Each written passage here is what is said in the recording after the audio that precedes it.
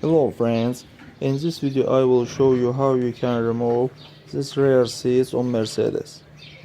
Friends, but before starting the video, subscribe to our channel, put like, and don't forget to put a bell so as not miss new video on the channel. First of all, you need to remove the bolt in this place.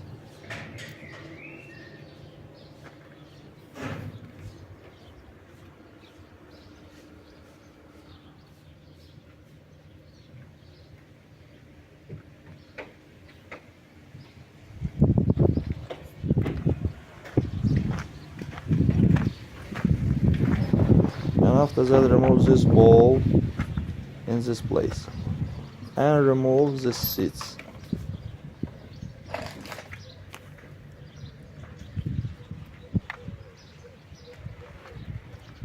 That's all guys. Subscribe to our channel, put like, and don't forget to put a bell so as not miss new video on the channel.